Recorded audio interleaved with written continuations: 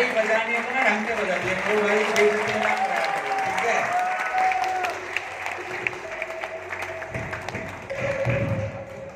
दोस्तों नमस्कार।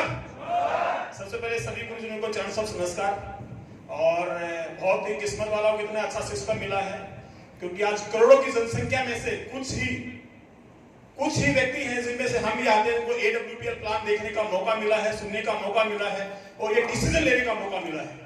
क्योंकि हिंदुस्तान के अंदर करोड़ों लोग तो ऐसे हैं जिन्होंने अभी AWPL का नाम ही नहीं सुना, और नाम सुन लिया है तो जैसे गुरुजी ने बोला कि उनके ऊपर शनिदेव महाराज की कृपा है कि उनकी बुद्धि ही ठीक नहीं है उसको ज्वाइन करने के लिए।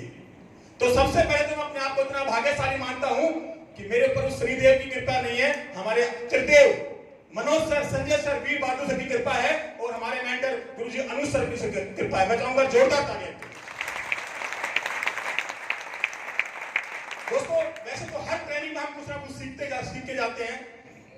मैं एक चीज मैंने महसूस किया कि हर आदमी जो ट्रेनिंग लेके जाता है और ट्रेनिंग लेने के बाद जो नेक्स्ट टाइम में हम या हमारी टीम नहीं आती तो उसका एक ही रीजन होता है कि हम ट्रेनिंग को केवल सुन के जाते हैं, लेके नहीं जाते हैं।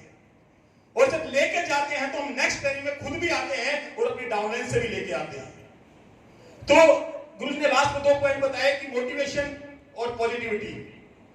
मैं जिंदगी में अब तक एक ही बार नेगेटिव हुआ हूं, और वो नेगेटिव नहीं केवल मिसअंडरस्टैंडिंग थी। और गुरुजी ने मनोज सर ने कुछ गुस्से मेरे से बोल दिया था, और थैंक्स मैं इतना किस्मत वाला हूं कि मेरे अपलाइन मुझे ऐसे मिले कि मुझे घर पे आए, मनाने आए। और वीर बहादुर सर और मनोज सर मेरे घर पे आए और मुझे समझाने आए। उसकी मेरी समझ में एक बात आ गई कि ये बिजनेस मेरे लिए है, ये आईडी मेरी है, इस पे मैं काम करूंगा तो मैं डायमंड बनूंगा। मेरा अपलाइन केवल मुझे गाइड कर सकता है। और उस दिन के बाद से आज तक मां कसम गुरुजी में कभी नेगेटिव नहीं हुआ। वो अलग बात है मेरा काम कम चलता है, तेज चलता है, लेकिन मैं कभी नेगेटिव नहीं होता, क्योंकि मुझे पता है। आज मुझे कुमार मंगलम साहब रामायण के साथ रूम कहते थे तो रियली में हंस जरूर रहा था, लेकिन मेरी आंखों में आंसू आ गए। और मैंने कुमार मंगलम सर को बोला, मैंने कहा सर ये 3 दिन की ट्रेनिंग आपने 3 मिनट के अंदर बोल दिया। हमारे अंदर सबसे बड़ा मोटिवेशन क्या है? हमारा परिवार है, हमारे बच्चे हैं। गुरुजी ने बोला कि अगर साला वो डायमंड का यार जिसकी बीवी पोछा लगाती है, इससे बड़ा क्या मोटिवेशन हो सकता है इस बिजनेस के अंदर? जब हम इस बिजनेस के अंदर आए हैं और उसके बाद स्टार सफायर हो गए, डायमंड हो गए, उसके बाद भी हमारी बीवी पोछा लगाती है, उसके बाद भी हमारी मैडम पानी भरती है, तो साला हमें डूब के बजाना चाहिए। इससे बड़ा मोटिवेशन मेरे लिए तो कोई नहीं है दोस्त। तो सबसे बड़ा मोटिवेशन है हमारे बच्चे, हमारा परिवार, हमारी प्रसिद्धियां। और गुरुदेव मैं इसी चीज से मोटिवेट होता हूं। दूसरी बात, कहते हैं कि समझदार को कुत्ते की पूंछ दिखा तो वो समझ जाता है, नहीं तो कुत्ता सामने खड़ा तो भी पूछता रहता है। गुरुजी के साथ मैंने इतना आशीर्वाद तो नहीं मिला, लेकिन एक ही बार मनोज गुरुजी मुझे अनुज गुरुजी के पास लेके गए और अनुज गुरुजी के पास मैं आधा घंटा वेट किया। उसके बाद इन्होंने मेरे से मीटिंग की तो मेरे को अंदर से अलग फीलिंग होगी, मैंने क्या बंदा है यार, बुला दिया, वेट करवा गया, आधा घंटा बैठा रहे यहाँ पर। और आधे घंटे के बाद मैं गुरुजी के सामने गया तो गुरुजी ने मुझे कुछ नहीं समझाया, एक ही बात बोली, कितने का चेक बनता है, कितनी टीम साइज है। तो मुझे लगा गुरुजी बहुत बड़ा कुछ पाठ पढ़ाएंगे। तो गुरुजी ने मेरे से बोला, अच्छा अनिल एक पेज और पेन निकालो, इस पे लिखो आपके अंदर इस बिजनेस को लेके जो जो चाहिए वो क्या क्या खासियत है। और मेरे अंदर कोई खासियत नहीं थी, क्योंकि ना तो मेरा कोई शेड्यूल था, ना मैं उस हिसाब से प्लान कर रहा था, ना मैं फील्ड में था।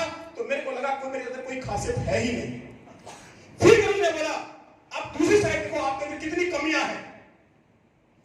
मैंने देखा साला कमी है मेरे अंदर, तो कमी है, और वो मेरी जिंदगी के लिए सबसे बड़ी ट्रेनिंग थी। गुरुजी थैंक यू। और वहां से मैंने सोचा कि जिंदगी में अगर इंसान अपनी कमी को समझ लेगा ना तो उसको कामयाब करने से कोई नहीं रोक सकता उसको। तो दोस्त सबसे बड़ा मोटिवेशन है हमारी परिस्थितियां, और हमेशा पॉजिटिव रहने के लिए क्या यही रीजन होता है कि हमें कहां जाना है।